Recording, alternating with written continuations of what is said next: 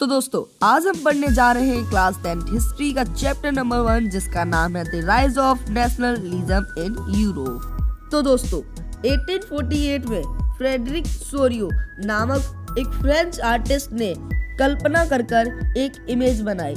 इसमें इन्होंने कल्पना की थी हमारे वर्ल्ड में रिपब्लिक और डेमोक्रेसी कंट्रीज का। इस इमेज का इन्होंने नाम रखा था द पैट बिटवीन नेशन।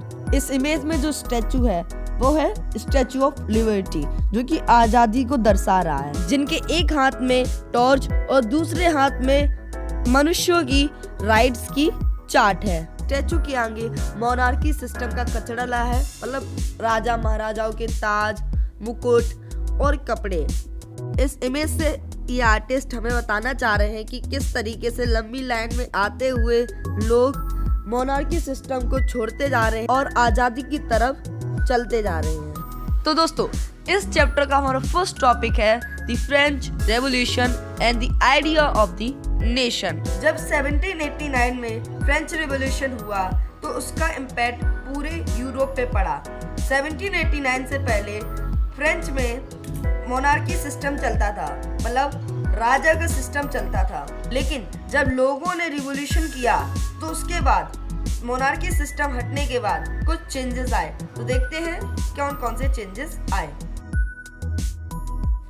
इसमें फर्स्ट चेंज था फ्रेंच के लोगों ने फ्रेंच लैंग्वेज को नेशनल लैंग्वेज डिक्लेयर कर दिया था। इसमें जो सेकंड चेंज था वो ये था जो मोनार्की पावर थी वो ट्रांसफर कर दी थी हर एक कॉमन सिटीजन में। इसमें थर्ड चेंज था फ्रेंच के लोगों ने अपना फ्लैग चेंज कर दिया था, जो कि 3 कलर का फ्लैग इन्होंने नया फ्लैग डिक्लेयर किया। फ्रेंच में फोर्थ ये चेंज था न्यू नेशनल एंथम बनी थी।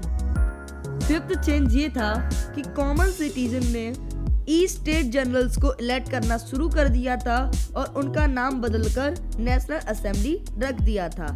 लास्ट चेंज था इंटरनल कस्टम ड्यूटीज और ड्यूज पे टैक्सेस में रोक लगा दी थी, मतलब कि सामान को इधर से उधर ले जाना, इंपोर्ट करना, एक्सपोर्ट करना, इन पे भी जो भी टैक्स लगता था उन पर रोक लगा दी थी।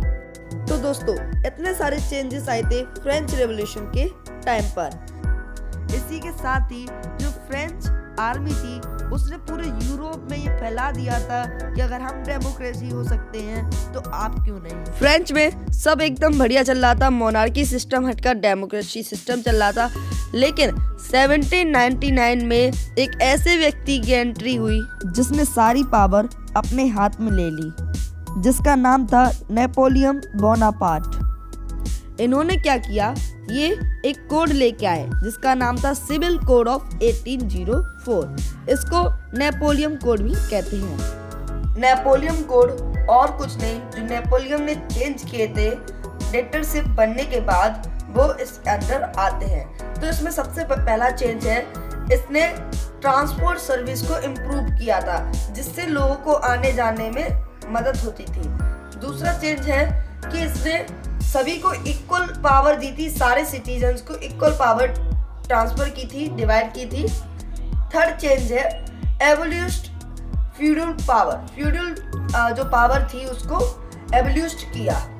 और फोर्थ है राइट ऑफ प्रॉपर्टी को सिक्योर किया, मतलब कोई भी प्रॉपर्टी खरीद सकता है और उस राइट को सिक्योर किया, मतलब उसकी प्रॉपर्टी कोई हड़प नहीं कर सकता।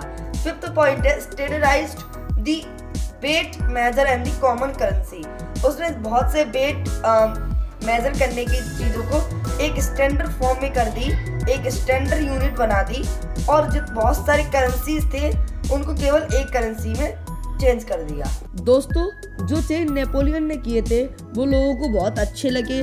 लोग नेपोलियन को अपना मसीहा मानने लगे, यहाँ तक कि आस पड़ोस के जो देश थे वो भी इसका स्वागत करने और सोचते थे कि अब नेपोलियन ही हमें डेमोक्रेटेड करवाएगा। लेकिन दोस्तों जो लोग नेपोलियन को अपना मसीहा समझते थे वही लोग नेपोलियन से नफरत करने लगे। तो आइए दोस्तों जानते हैं कि क्यों लोग इनसे नफरत करने लगे। दोस्तों यहाँ पे फर्स्ट रीजन था इसने टैक्सेस बढ़ा दिए थे। यहाँ पे दूसरा रीजन था इसने लोगों को पॉलिटिकल आज़ादी नहीं दी थी। थर्ड रीजन ये था कि जबरदस्ती लोगों को आर्मी में भर्ती कर रहा था। ये लोगों को भर्ती इसलिए कर रहा था क्योंकि इसको पूरे यूरोप को कॉन्कर करना था। दोस्तों, हमारा फर्स्ट पार्ट फिनिश हो गया है। दूसरा पार्ट बहुत जल्दी आएगा। तब तक के लिए do like, share and subscribe.